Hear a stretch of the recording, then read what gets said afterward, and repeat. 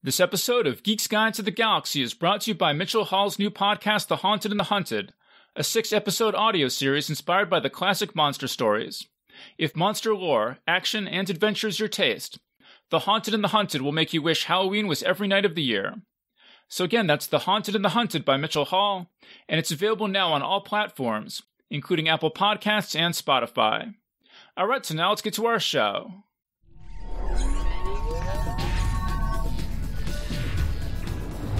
Wired.com presents The Geek's Guide to the Galaxy. And here is your host, David Barr Kirtley. Hello, and welcome to episode 511 of Geek's Guide to the Galaxy. Our guest today is Christopher M. Cevasco, making his 15th appearance on the show. His short fiction appears in magazines such as Nightmare, Black Static, and Space and Time, and in books such as Zombies, Shambling Through the Ages, and Shades of Blue and Gray, Ghosts of the Civil War. He's a graduate of the Clarion and Taos Toolbox writing workshops, and he was also the founding editor of the award-winning magazine Paradox. And we'll be speaking to him today about his first novel, a darkly twisted psychological thriller called Beheld, Godiva's Story. And today's show is brought to you by The Haunted and the Hunted, a 6-episode audio series written and narrated by Mitchell Hall. And here's a description of the show. It says, Lon Chaney Jr. has had a long career in Hollywood playing monsters in movies such as The Wolfman, Son of Dracula, The Mummy's Ghost, and The House of Frankenstein. But now Lon is down on his luck and going through a rough patch in his career. That's when he's approached by the CIA with a very unusual mission. They want Lon and his friends to travel to communist Cuba and infiltrate a secret meeting of supernatural monsters. For Lon, this is the role of a lifetime. It's going to take all of his acting talent and creature design skills to make it out alive. The Haunted and the Hunted by Mitchell Hall is available now on all platforms, including Apple Podcasts and Spotify. And if you want to get the word out about your own book, movie, event, or product on Geek's Guide to the Galaxy, you can learn more about that over at geeksguideshow.com/ads. And now here's our interview with Christopher M. Cevasco. All right, so we're here with Christopher M. Cevasco. Welcome to the show. Thank you. Okay, and so your new book is called Beheld, Godiva's Story. So how'd this book come about? Well, I've long been really fascinated by the Anglo-Saxon period of history, particularly the 10th and 11th centuries, right at the end of that period. And, over the, course of exploring all sorts of history of that period, one figure's name that kind of kept arising over and over again was that of Godiva. And, apart from being this sort of powerful and influential noblewoman of the 11th century, of course, her name sort of rang bells when I heard it, because we all know the name of the Godiva chocolates with her picture on them. And we've a lot of us have heard the story of the woman who rode naked on a horse through the streets of Coventry. And so, I was intrigued by that legend and how it came about. And, the more I started looking into it,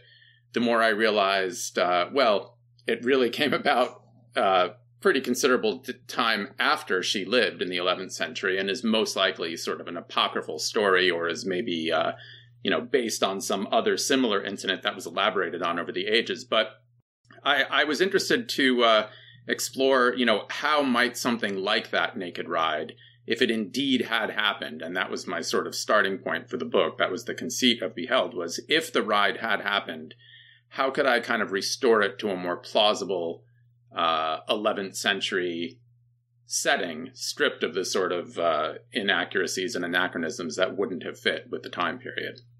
So that was the jumping off point. Right, and so I guess let's explain that this is a historical novel, even though you've mostly written horror, short stories, and some fantasy and science fiction stuff. But is that right? This is a straight historical novel? This is a historical novel. And yes, most of what I've written has had historical themes in them, but they've mostly been more sort of speculative fiction, supernatural horror, fantasy, in short form. But for novel length, this is definitely, just straightforward historical fiction. And so I went back and listened because I've mentioned this book in in my bios of you when I introduced you as a guest on the show.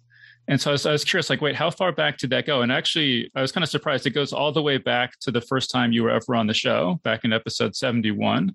So that was about 10 years ago. Well, that was a very, very early draft back then, yes. And it was one of these things that I had written and then kind of let it sit there and percolate. And since then, I've written a couple of other novels that I'm currently shopping around to agents. But in the meanwhile, actually over the pandemic, that first summer of the pandemic, I took this one out and dusted it off and gave it a top to bottom overhaul, like completely revised the story. The bare bones of it remained the same, but like I really, really, it was dramatically revised. And then when I was happy with it, started shopping it around and found that Lethe Press was interested in publishing it, and here we are. So what was that process like of submitting it and like hearing that it was accepted and stuff like that? Yeah, well, I mean, I knew that they were expanding more and more Lethe into publishing historical fiction, both historical fantasy and straight historical and historical horror. And I thought this might be a book that would be a good fit for them, and basically contacted the editor, Steve Berman, and he was interested in looking at it. And he got back to me and said, yeah, he wanted to publish it. And, I was thrilled because this is my debut novel at this point. So very exciting. Yeah. And congratulations. And I'm looking forward to mentioning that in your bio from now on, that the book is available. Yeah.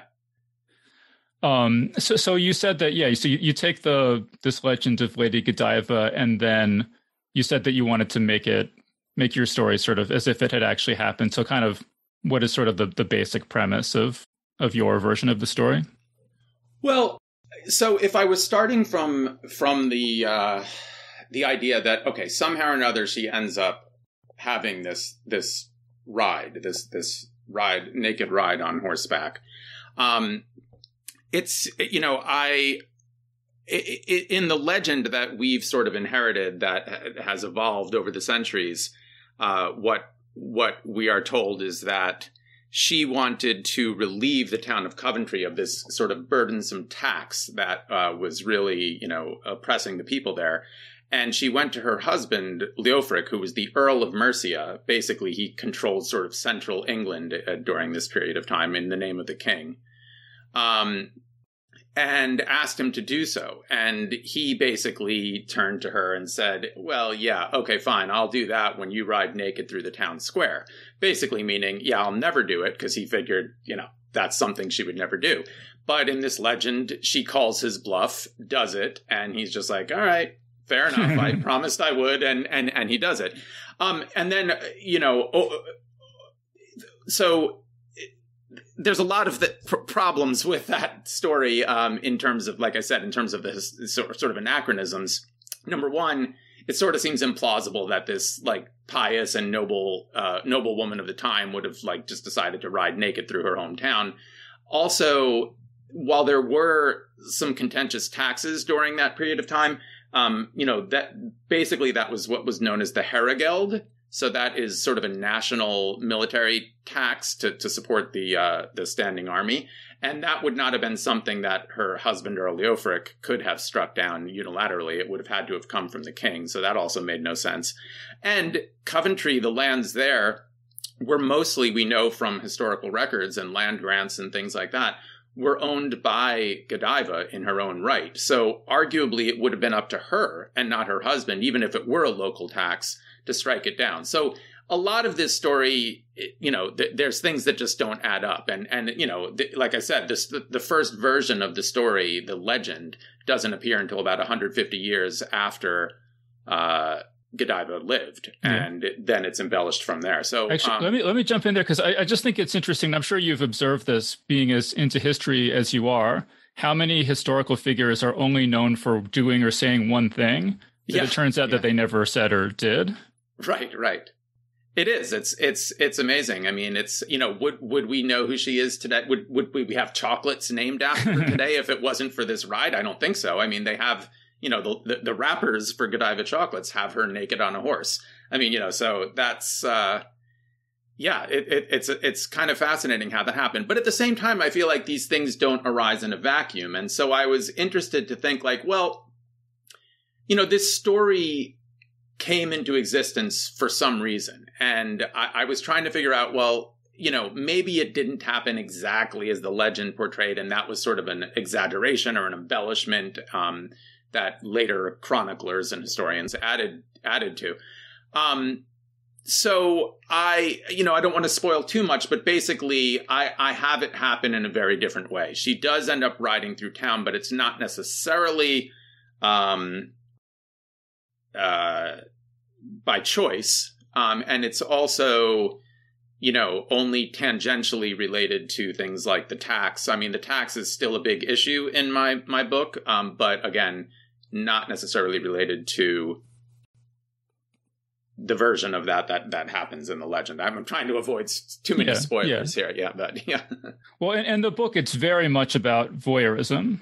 And absolutely, yeah. Was that just implicit? Like, if you're like, I'm going to write a Lady Godiva story, it basically, the theme has to be voyeurism? Yeah, I mean, to some extent, it's a kind of objectifying legend of her. I mean, it's basically just, makes her be this naked lady that we all titter at on a horse. And, interestingly, it wasn't until like the 1600s, I think, until another very famous figure is added into this legend, the figure of Thomas, who, when she rides through town in this legend, in this late edition of the legend, most of the townsfolk, sort of go into their homes and avert their eyes so as not to shame their, beloved noblewoman. But one man named Thomas, who's a tailor in the legend, peeks at her and is immediately struck blind, or in some versions, he's struck dead by the hand of God for his voyeurism. And this is, of course, where we get the concept of a peeping Tom comes from this legend.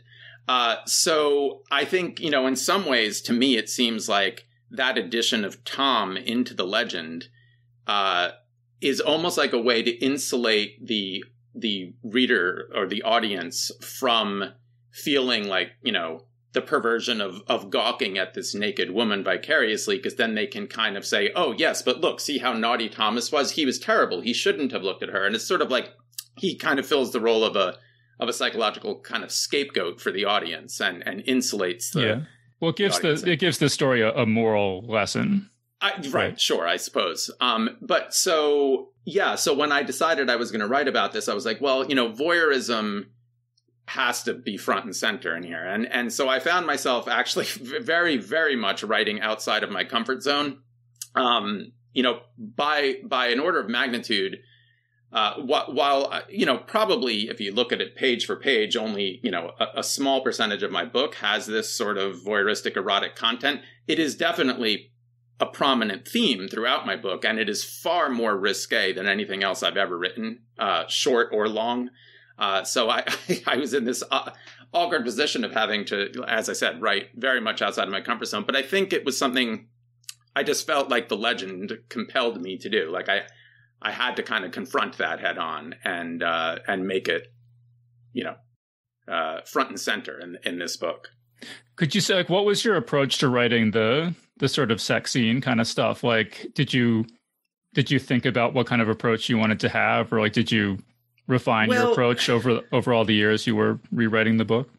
Yeah, yes and no. I mean, obviously the figure that's the stand-in for the Tom figure from the legend in my book, I decided, I think early on, that he was going to be kind of the antagonist, I guess, of the book. I mean, and I don't think this is giving too much away. You figured this out pretty early on in the book. He's basically insane. I mean, he's sort of a sociopath and a psychopath, and he has these obsessive ideas that are based on his own sort of warped sense of faith and spirituality that is kind of kind of an amalgam of prevailing sort of hagiography and saints' lives from the time, Anglo-Saxon saints, and it mixes in Welsh mythology and legend from, I read a lot of like the Mabinogion when I was writing this book, and a lot of the sort of myths and legends from Welsh mythology feature into his own sort of cosmology and worldview. And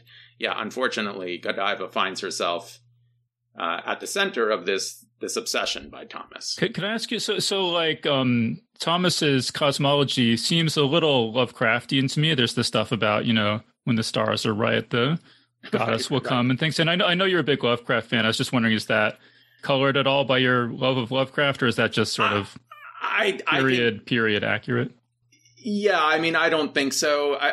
Yes, I do. I have read all the, the Lovecraft stuff, and I've written sort of things in that milieu as well. But no, I wouldn't say it really had too much of a direct influence on Thomas.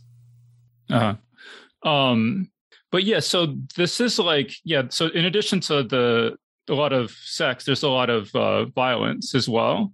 Sure.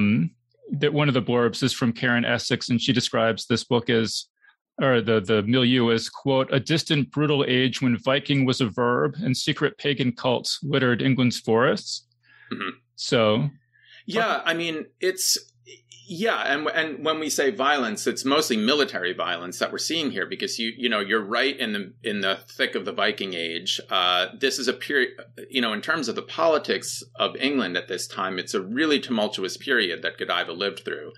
Which is part of why it's so fascinating to see that she retained her high status in society through all of these regime changes, because she was there at the time when what's known as sort of the Danish conquest happened, when some invading Danish kings came in and basically took over the English throne for more than a generation. I mean, you had, King Knut was, on the throne for the longest period of time, but then it's also his sort of sons who follow after him, Harthacnut and Harold Harefoot and all these different people.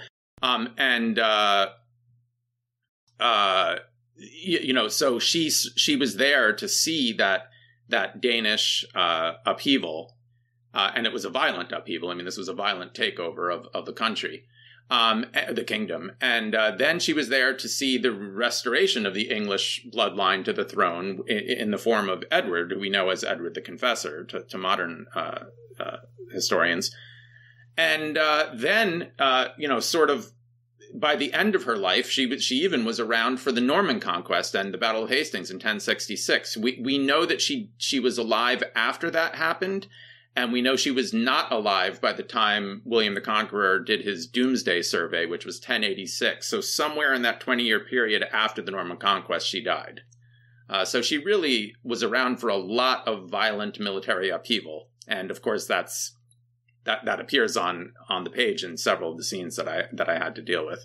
I mean, one of the reviews I read, it said that this will appeal to fans of Game of Thrones. Do you see that? Do you agree with that? I think so. Yeah. I think that's a fair analogy, because there's the same sorts of, there's not too many battle sequences in my book, but you definitely see a lot of the kind of aftermath of battle. You see a lot of the preparation for battle. You see a lot of the sort of psychological effects on the characters of having lived through that sort of violence. And then, as I said, because of the legend, there's a little bit of more than a little bit of the risque in this as well. And so I think, it's hitting a lot of the notes that Game of Thrones hits. And the sort of political intrigue, like the part where the Emma character is sort of dispossessed of her property. That was giving me very strong Game of Thrones vibes. Yeah. The behind the scenes political machinations here. I mean, everyone basically trying to position themselves to survive this kind of political upheaval and not really knowing, like, oh boy, if I back the wrong horse here and the other side wins, how can I hedge my bets and all of that going on. So there's a lot of that happening, particularly with Leofric and Godiva. I mean, one thing that really struck me, I don't read a lot of historical fiction. And so like the names, this is England. And so I was expecting, like Thomas, William, Roger type names. And it's these very, very unusual names. So is that just that's just what it was like. Yeah, I mean, and actually it's funny because not only do we have these kind of odd names, like the sort of Danish names like Canute and Harthacnut, and then even the sort of English names, things like Ethelred and, even Godiva herself, who I use the more sort of Old English version of her name in my book, which is, phonetically it looks like Godgifu, Godgyfu, which is sort of an Old English name that means God's gift. But apart from that, it's so funny when you're researching this period of time, as an author trying to write a novel, you end up, there's so many characters who literally have the exact same name. I mean, there's like 1,000,001 Ealdgiths and whatnot. And so, what I decided to do to confront that issue is like, for example, one of the many Ealdgiths in this book is Godiva's granddaughter, who later, at the time of the Norman Conquest, ends up marrying Harold Godwinson, who was the king who died at the Battle of Hastings. But I chose to use the form Alditha for her, which is another. See, that's the other thing. When you look at Old English sources, there's, depending on which source you look at, the names are all spelled differently, even though it's referring to the same person. So I chose different spellings to distinguish the different characters with the same names, and I tried to choose the spellings that were, perhaps more easily pronounceable by modern English speakers. But sometimes there's just not much you can do about it. I mean, I actually read a review where someone said, "Well, I had trouble reading the name Canute because I kept reading it as." Reverse. See you next Tuesday. Yeah, reverse the U and the N there. And I was like, well, what could I do? That was the king's name. He was one of the most famous English kings of the 11th century. So, it's what it is. But, I feel like in particular, if we're talking about people who like to read, fantasy like Game of Thrones, I mean, there's all sorts of crazy names in fantasy. So I don't think these are too far out afield, when you compare it to some of the names that we see. Yeah. I mean, could you talk about kind of your interest in history and the intersection between the historical fiction community and the science fiction community? Because, I mean, when I first met you, you were editing this magazine called Paradox. And so This is something you've been into for a long time. Yeah. I mean, I'm, ever since high school, I've been a big fan of historical fiction and of fantasy. And then, later, once I started to get into kind of the fandom of both of those communities and, going to conferences and conventions and whatnot, I'm always surprised that while there is some overlap, and particular if you have things like alternate history and things, like that, there is overlap, and there's a lot of historical fantasy being written, great historical fantasy, but the fan bases often don't overlap as much as you would expect them to, because I feel like anyone like we said, anyone who reads Game of Thrones would love reading Bernard Cornwell, who's one of my favorite authors of straight historical fiction, and vice versa, and yet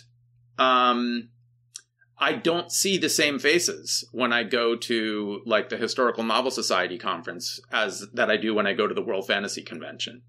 And I'm not sure why that is. 'Cause I'd have to think like there would be a lot of overlap between, taste in books, but, I think that was part of my impetus for starting Paradox magazine back in the day. Like I was trying to highlight that overlap and bring the two together under sort of one umbrella of a magazine that at the time was publishing short fiction that was either historical or fantasy or a mix of both, historical fantasy or alternate history. So yeah, I don't know. It's an interesting kind of divide there. Well, because I mean, I've been to the World Fantasy Convention and I've never been to the historical novel convention. Right. So, I mean, most people have not. They've either been to one or the other. I mean, I guess I'm the odd bird out who goes to both of them. So is the social milieu notably different at the among historical novelists than fantasy and science fiction authors? No, I don't don't know. I mean, to be honest, the panels and the discussions and the speakers and the sort of events themselves really are mirrors of each other. I'm trying to think. I guess there's more room parties at World Fantasy Convention. I don't know if maybe it skews toward a younger audience, the people that are reading fantasy. That may be one of the distinctions. I mean, you definitely see a lot more people in the 50, 60-year-old, 70-year-old crowd. That's the biggest contingent at the Historical Novel Society convention. I would say, let's say the 40-plus crowd. Whereas, there's certainly plenty of that at the World Fantasy too, but I feel like it skews a little younger there. Like, what was your experience publishing Paradox? Because you did that it was like 2003 to 2009 or something, right? Yeah. Yep. So when you look back on that now, like, what do you take away from that experience? It was incredibly rewarding. I mean, I loved doing it. It was, and I kind of had to have in order to do that. I mean, it was definitely a labor of love. It was not because it's funny. I was doing it right before the big explosion of online magazines. So I was still doing it in print at the time.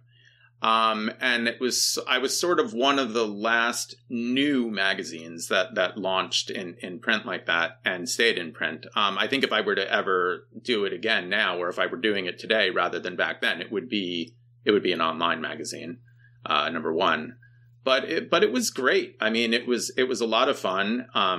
And I definitely, the magazine was well received both at the Historical Novel Society conferences and at the World Fantasy type conventions. So, I was always really happy with the response that I got from the readership. I mean, so do you have, like, based on that experience, do you have advice you would give to other people about editing a short fiction magazine? Yes, in the form of one of those Batman and Robin memes where Robin is just like, "Hey, I'm going to start and Batman would slap him and say, "No, no." I guess my advice would be, if you're going to do it, make sure that you're going into it knowing that it's going to be a labor of love. I mean, I considered myself fortunate by the time I finished the run of Paradox that we were. It was funding itself and was breaking even financially, but it's not going to be a money-making endeavor. So you have to kind of do it as a labor of love. Mm-hmm. It's actually when I was thinking of, when I was looking over your bibliography and thinking about Paradox and stuff, I was remembering when we first met. I was just curious. Do you remember? Mm-hmm. Do you remember when we first met? I believe it was at a Lunacon, right? I think that's right. Yeah. I think we each, as I recall, I think we were each the only person to show up to the other's reading. I think I was the only one in your audience, and you were the only one in mine when we were giving readings at Lunacon, and we sort of bonded over that and went out. Okay, well, actually, I think that's a later development, because I think maybe the way I remember it is that we were both on a panel about the state of short fiction, and there were two prominent editors on it. It was like, and we were both like nobody, like total nobodies at the time. Right. And there were these two prominent editors, short fiction editors in the panel, and they basically talked the entire time and didn't let us. I do remember the panel you mean, yes, which I think also may have been at a Lunacon. I think so, yeah. And yes. then afterwards, we kind of looked at each other and said, well, like, nobody else wants to talk to us, but we could talk to each other, so we went out to lunch. Yes, that sounds about right. Yeah. And then sort of could you talk about your short fiction career? Because you've published about 20 short stories since then, right? Close to that. Yeah. Yeah. I mean, as I said, most of those almost all of them have had historical themes to them, or been set in historical periods, but with sort of supernatural elements to them. Interestingly, one of those stories was shortlisted for one of the Historical Novel Society. Their UK conferences always has a short story competition. And one of my stories was shortlisted for that, and then subsequently got published in a sort of best of anthology that came out in the UK. And the reason I say that's interesting is because that was actually a historical fantasy short story, and yet, as I said, it was embraced by the people at the Historical Novel Society conference too. Again, getting back to my point that there should really be a lot more overlap between those two audiences than I think actually pans out. But yeah, I mean, I had another story recently in Beneath Ceaseless Skies, which is a great online sort of magazine of epic fantasy. And that one was one of the few that I had published that was not in any way historical. That was just a sort of secondary world fantasy short story. I mean, I was thinking, like, there are two stories of yours that I remember really vividly. I must have heard you read them at conventions, I assume, but one of them, it's like H.P. Lovecraft, and he's dying, and there's all these, sort of nightmare, he had these really intense nightmares throughout his life, and so it's all these monsters from his nightmares are kind of accompanying him at his death. And like bleeding into his sort of life, his own life flashing before his eyes, sort of in those final, hours of his life. Yeah, that was I really enjoyed writing that story, and that one was pretty. I was pretty happy with the way it turned out. It was originally published in a small. No, actually, I think it was originally published in Black Static magazine, the British horror magazine. I think it was in one of their very early issues, like issue 5 or something like that. And then it's been reprinted a couple of times since then. Yeah, it's called Less a Dream Than This We Know. Yes, that's the one. Yeah, I really thought it was terrific. It's really stuck with me all these years. Oh, thank you. Could people... So it's been reprinted a couple times, I guess, or... It has. It was reprinted in an online venue called the Lovecraft E-Zine, and then where was it? It was reprinted somewhere else. I'm blanking on right now, but yeah, and I think that one was actually that's still online though. The Lovecraft E-Zine, the E-Zine website is itself. You might be able to find the story as well. I'm actually not entirely sure, but I guess a quick Google search would reveal that. But yeah, it's called Less a Dream Than This We Know. And then the other one is there's this public defender, and he has this alien that he's defending that's been brought up on charges, and he's the lawyer for this alien. That one, I must have read that. If you're aware of that story, then I must have read that at some sort of convention. But that one I never did. That is the single story that I have submitted to the highest number of markets that never got published. How many markets is that? Oh, I'd have to go back and look at my records. I mean, I probably something like 40 or so different markets. So I'm glad. Thank you for remembering it. I guess it made an impact on you. But yeah, that one never did get sold. I probably, to be honest, that was one of the first stories I wrote. If I went back and looked at that now, I would probably cringe that I actually sent it to so many places. So it's probably just as well. I thought. I mean, this was probably 20 years ago or something. But yes, I thought it was really good, and just you can tell just from the fact that I remember it at all after so long. Yeah. I'm surprised that you do, but thank you. Yeah, I think you should send it out. Send it out to 41. Maybe. Someone out there must want a lawyer alien story, because you actually were a public defender, right? I was a public defender for about close to 11 years. Yeah, in New York when I was living in New York City at the time, but I was working out in Nassau County on Long Island with the Legal Aid Society there, and I did criminal appeals law for the entirety of my legal career. I am now happily retired from the practice of law. So. Because I remember telling you that the story I thought was really good, and you said, "Well, this is basically just what my daily life is like," Yeah, with an alien thrown in, but yeah. Yeah, not the alien part, but right. Because I was realizing, I guess, that I don't actually, because we've known each other for 20 years or something, but actually I don't know a lot about your life prior to when we met. So yes, I'm a man of mystery. What is the Chris Cevasco origin story? Like, how did you get into? How did you decide you wanted to be a science fiction writer and stuff like that? Oh gosh. Well, I mean, I think most people, that do write tend to write what they like to read, and so yeah, I mean, I've always been a huge fan. From when as far back as I can remember, when I really got into reading, like, I don't know, around 3rd or 4th grade or whatever, like, my favorite stuff has always been, I remember reading back then, like, the Chronicles of Narnia and the Lloyd Alexander books and all that. And then, of course, Tolkien. And then, like I said, it was sometime I'd say around high school that I really got into historical fiction. I would attribute that to I had an amazing freshman English teacher in high school, Mr. Giuliano, who we read all of the Mallory's Mort to Arthur then, and that got me into that sort of, the Arthurian literature. And then later on my own, I remember, I think the first historical novel for adults that I remember reading was Shogun, James Clavell's Shogun. And, then I was just off to the races after there. I just couldn't get enough historical stuff. So that was sort of my entry into that. Although I will say, I do remember even as a kid in grade school, one of my favorite series of books was a historical trilogy by Scott Odell. It's I don't remember what the trilogy is called, but it includes the books The Captive, The Feathered Serpent, and The Amethyst Ring. And it's about this missionary among the first book is among the Mayans, the second book is among the Aztecs, and the third book is among the Incas. And that has always stayed with me to this day. I feel like that's one of the seminal books in my development as a reader and a writer. And then were you a history major in college, or? Yeah, I was a double major in medieval studies and English. So actually the focus of my sort of big senior thesis in college was on the sort of the Black Death, the bubonic plague, and the literature that was written in the sort of 50 or 60 year period right after the Black Death, and how the sort of psychological impact of having lived through a cataclysm like that affected the literature.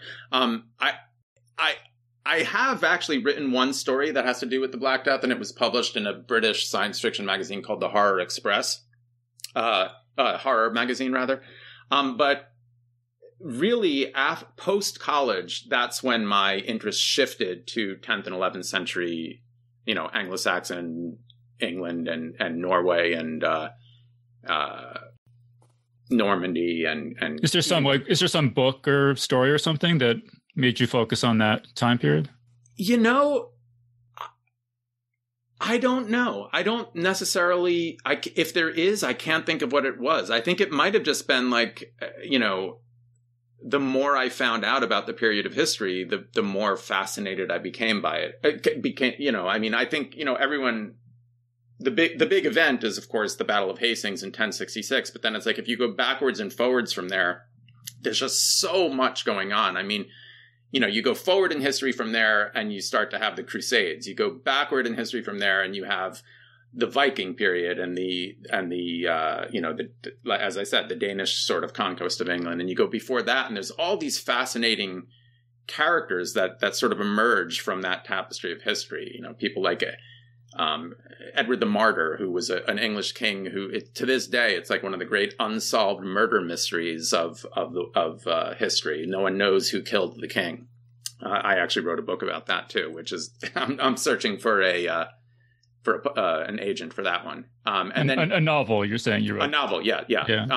And the other thing that I really found incredibly inspiring to me and just fascinating was, everyone tends to think of the Norman Conquest as like an event, like 1066, the Battle of Hastings happened and the Normans conquered England. But really, I think it's fair to say that battle was just the start of their process of conquest. And really, for about 5 to 7 years after that battle, there was an active resistance movement among the English that in a lot of ways paralleled like the Maquis in France during World War II. They were doing covert operations. There were all these like colorful figures like Hereward the Wake and all these people that were, living in the woods and sabotaging the Normans and in some places, fighting and winning pitched battles against William's armies. And it's a really amazing period of history, that period right after the conquest. And that's the other big book that I'm shopping around right now, is one that's sort of a wartime resistance thriller set among those resistance fighters. So is that the only other novel that you've worked on, or do you have any other unpublished novels lurking around? Well, I am working on one now as well that is a sort of planned first book in a trilogy that will do what we've been talking about and merge finally sort of a little bit of fantasy with the history, because it's an alternate history of the events of 1066 that, 1066 goes down in a very different way than it does in our history. And as I mentioned, this is a period in time when the Vikings were very active, and they had settlements at the time in Greenland as well. And so in my alternate version of history, through a series of events that I won't go into now, we end up having actually some of the indigenous Arctic peoples of Greenland finding themselves in Anglo-Saxon Europe. That was really a lot of fun to kind of research and write. I actually took a trip to Greenland to research that book. So did you? So did that influence the book? Your trip to? Or I guess absolutely. You went to England as well, right? Yeah, I've been to England a bunch of times, mostly for these Historical Novel Society conferences, so basically the way they run their conferences is every other year there's a North American conference, and the years in between it's in England. So I've been to 3 of the ones in England. And then I've been to England also just on my own earlier, traveling. But but in particular, I've visited a lot of the sites that I ended up writing about. I mean, for Beheld, there's an important scene in the book that's set at these sort of ancient megalithic a stone circle known as the Rollright stones. And that is an actual, stone circle that you can visit to this day. It's not nearly as big and impressive as Stonehenge, but it's actually a really beautiful site. It's, it's covered in this sort of yellow patches of lichen, and it's just very, when you stand there at that stone circle, you can almost feel something mystical going on when you're there. It's really nice. So did you have the idea? I won't say what it is, but did you have the idea for the climax of the book before that, or did it? I had the idea of the climax for the book, but I didn't quite know where it was going to be set. And it was when I visited that stone circle that the idea occurred to me that for a lot of reasons, it made sense for it to end up being there. And one of those reasons simply being that it's only about 20 or 30 miles south of Coventry, where the majority of the book takes place. So, so actually visiting it definitely changed sort of the way that whole scene unfolded. Yeah, that's really cool. Okay, so before we run out of time, I also want to ask you about your Dungeons and Dragons work. Sure. Yep. So, because you have a thing that just came out recently called Heorot, Beowulf's Domain of Dread. Yes. You want to tell us about that? Well, okay, so I about 3 or 4 years ago became aware. I mean, I've been playing Dungeons and Dragons since the 1980s, so I'm a huge fan of the game, and I'm continue to be a huge fan of the current 5th edition of Dungeons and Dragons. And about 4 or 5 years ago, I became aware of the fact through a mutual friend of ours, Raj Khanna, that there was this thing called the DM's Guild out there, where Wizards of the Coast licenses you to use their intellectual property to create whatever sorts of additional supplemental materials you want to publish. The only thing being you have to publish them at the DM's Guild website, and sort of split the profits with them. But I feel like fair enough, I'm getting to, play in their sandbox. And so I've put out about 20 or so of those now that seem to be well received. People are enjoying them. And the most recent one was inspired by, last year, I guess it was, or was it the year before? With the pandemic, it's kind of hard to tell. But I read Maria Devana Headley's new translation of Beowulf, which I absolutely loved. I mean, it just completely blew me away. Have you read it, Dave? I have not, no. Okay. Oh, it's amazing. Unless I've covered it on the show, you can assume I haven't read or watched anything. Oh, yeah. It'd be a great thing to cover on the show, actually. But no, it's phenomenal. I loved it. And so after reading that, I mean, I feel like I had read other translations, like the Seamus Heaney one and the Tolkien one, and I loved all those too. But this one, something about it really resonated with me in a way that it never had before. It really kind of breathed a new life into it for me. And so then I was just like, thinking like, well, wait a minute, what about this Dungeons and Dragons thing? So there's if you play Dungeons and Dragons, you know that there's a setting called Ravenloft, which is basically all these different sort of horror pocket dimensions that exist, and they could, there's everything under the sun could be in this milieu. And so I was like, what if there were a sort of horrific setting based on the setting of Beowulf, where the people in that setting are sort of trapped in a never-ending cycle of violence and revenge, and this whole cycle resets, basically every time Grendel comes in and slaughters everyone, and the mom comes in and gets revenge for Grendel being killed, and then it all resets, and these people are trapped in this, sort of never-ending cycle. So I had a lot of fun putting together this. It ended up, I thought it was going to be like a little 10-page supplement. It ended up being a 125-page gazetteer of Ravenloft and Beowulf lore that pulls in, Norse mythology and Anglo-Saxon history and all kinds of fun stuff. I really had a lot of fun putting that together. Well, so I'm looking at the bullet points for what this supplement contains, and one of them is new forms of lycanthropy (parentheses including were-squirrel). Yes. So why have there never been were-squirrels? Like, why do you have to do all the important stuff? I don't know. No, that was inspired by the fact that the Norse liked their squirrels. There's like they called them acorn gnawers. Like they used these. They always had these colorful ways of describing things. But I was thinking about in terms of the Norse mythology and Yggdrasil, the tree of life, how there's supposedly these squirrels that run up and down its trunk and whatever. And so I had a character who's tied to Yggdrasil who is, cursed with were-squirrel lycanthropy and turns into a squirrel. So that was, little things like that just to give it kind of fun flourishes. But did they turn into a squirrel or into like a squirrel-human hybrid? Both. He can do both. Like all of the lycanthropes in Dungeons and Dragons, they either turn into the full-blown creature or into a hybrid form. Yeah, that's kind of disturbing to me. The thought of it. It is. Being attacked by a were-squirrel. Yeah. That was a lot of fun. Mm-hmm. Also, this features mechanics for fighting in a shield wall. That sounds pretty cool. Yeah, well, if you've read any of Bernard Cornwell's books or watched like the Last Kingdom miniseries based on his books, that's the way that a lot of that sort of Viking and Anglo-Saxon warfare happened. That you're sort of standing in these walls of overlapping shields, and it was sort of a battle of attrition, like who could stay standing the longest before getting before the wall was breached, and once it's breached, it's just slaughter happens. So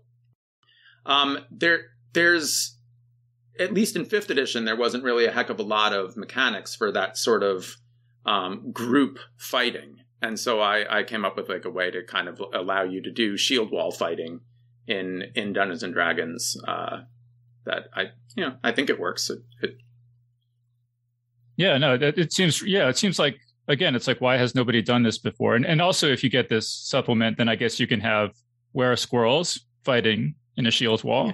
Which is always good. Yes. Yeah. Biting at people's ankles, I guess. I also, just from reading your bio so many times, I know that one of your big hits was Felozio's Ultimate Guide to Poison.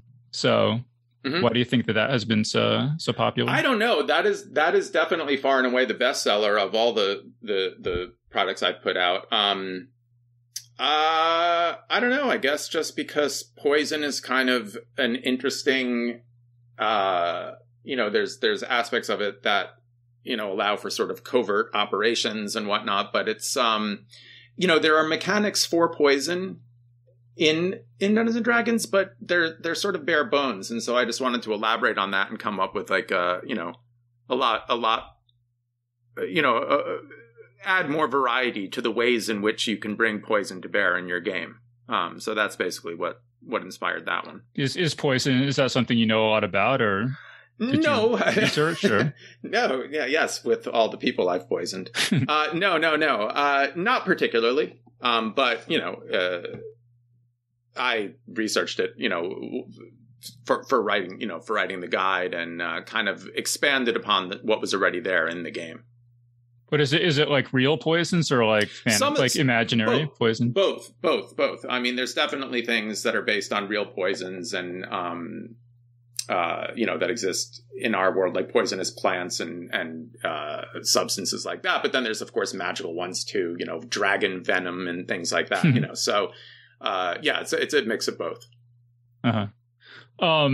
I guess I was curious just to ask you about, I don't know if you've ever heard Ken MacLeod's quote, "History is the trade secret of science fiction." Have you heard people say that? I don't know that I have. No, I like that though. So, yeah, I mean, I think it's no secret. Like George R. R. Martin has spoken extensively about how, I guess it's like the War of the Roses and various other, historical, backdrops that inspired Game of Thrones. And a lot of writers, even when they're not writing historical fiction, they're inspired by the events of history.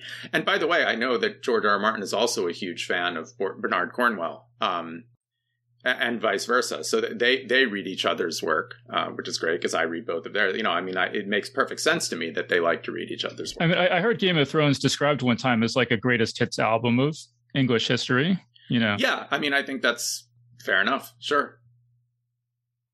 And then I heard Connie Willis one time say that she thought that science fiction really should have been called speculative history. She thought that came close. Yeah, that's great. And she's another one of my all-time favorites. One of my top favorite novels of all time is Doomsday Book by Connie Willis. And that does have to do with the Black Death, which as I mentioned earlier is a sort of pet interest of mine. But that's just a phenomenal book. And again, it's science fiction, it's history. They're both doing a lot of the same thing. And whether you're talking about science fiction and fantasy or you're talking about history, you're sort of exploring a world that's impossible to visit in the flesh, barring time travel. And, they're both, I think, the best science fiction and fantasy and the best historical fiction is not just a period costume drama, but it's something that also resonates with the modern world and our world and comments on it somehow and is like sort of a reflection of the same sorts of human issues and social issues that are in some ways timeless, that people have always dealt with and will always deal with. And so I think it's an interesting way to explore those sorts of issues in an unconventional setting. I think that history is so full of just like crazy shit you never would come up with on your own. You can sort of take these weird things from history and put a science fiction or fantasy spin out. And I'm reminded, one of my favorite short stories is Alfred Bester's Fonslie Fahrenheit. Mm-hmm. And it's about a guy, and he has this robot that keeps killing people, but the robot is so valuable that he can't afford to get rid of it, and so he just keeps moving from place to place whenever his robot malfunctions mm-hmm. and kills somebody. Mm-hmm. And it was based on, there was like there was a guy who had a slave, and it was the same thing. The slave kept killing people, but the slave was such a big financial investment that he couldn't report him. So he was kind of like stuck, traveling around, and hiding the slave's crimes. And so it's just like, and who would ever come up with something like that? Yeah, on its own? For sure. Actually, that's funny that you say that because, when I was writing Beheld, there was, I particularly because I'm trying to weave into the history, this legend, which is somewhat apocryphal. And of course, whenever you're writing about something that's taking place roughly 1,000 years ago, you're not going to have every piece of information at your disposal. So you're going to have to connect dots and fill in blanks and whatnot. But, I was always careful to never contradict anything about known history. I think that's important to give it verisimilitude. You don't want to disrupt unless you're writing alternate history. But one of the most amazing things I came across when I was researching this book was this, and it seems on its face like it's a fantastical aspect of my story, but it's these, throughout the story, Leofric is suffering from these sorts of spiritual visions. There's like a series of them that he has throughout the book. That was actually based on an 11th century document, which is one of the coolest documents I've ever come across, called The Visions of Earl Leofric. It's called Visio Leofrici. But it was written contemporaneous to his lifetime and recounts these series of supposedly mystical visions that he had, where he was when he had them. And when I came across this, I was like, okay, I have to work this into my story. I mean, this is like amazing, for a novelist. It's just like, this is a gift from the heavens. So that one of the things that on its face probably seems like, oh, well, did he make that up? That is actually from history. And it's like, crazier than, anything I could have made up, but yet it worked so well, I thought, with what I was doing with his character. Yeah. So was it, sort of inevitable that you would come across that if you're researching Lady Godiva, or was it sort of fortuitous? I mean, I think if you're going to be researching Lady Godiva, you're going to be researching her husband Leofric, and it's, of course, one of the main documents about him, but it's not something that is generally widely discussed, perhaps because it's, on its face, it's like, well, okay, these are mystical visions, it's not like, it's land grants or it's like political or, battle schematics. So I think for a lot of historians, it's like, well, okay, that's just sort of flavor text. That's not really history. But hey, it's one of the few surviving documents from his time that we have. So, I think it's not a widely known document, even though it is something that you would certainly come across if you're researching Leofric. But, oh man, that was just fantastic when I came across that. Well, and that's the thing, too, is that, you say that this is a straight historical novel, but with the characters who believe in miracles and pagan cults and all this kind of stuff. It kind of reads like a fantasy novel. It's sort of at least somewhat open to interpretation. Yes, and I purposely left it ambiguous. I think some of my favorite books that call themselves historical novels do that. I recently read Matrix by Lauren Groff, which sort of, I loved it, and it sort of does the same thing. Even Bernard Cornwell does that, because you are writing about people who had these strong beliefs and strong spirituality. But I think what's interesting, even more than just seeing that they believe in these things, or some of these things, I think what's cool to me when you're writing about people and how they interact with their faith, it's one thing when you have a scene between 2 or 3 characters. They're always going to be sort of portraying themselves as characters as they want to be perceived. But when you have a character who is interacting with their god or with some spiritual force, sort of the power of their faith means that they are sort of stripped naked, and you're seeing in some ways the truest version of that character, like that you can possibly see, because they know that they in their minds have nowhere to hide. So it's really interesting when you have a character, to me, in any book that is dealing with the spiritual or the divine, because it's very revealing to their inner thoughts to me. Yeah, that's really interesting. Yeah, I never thought about that.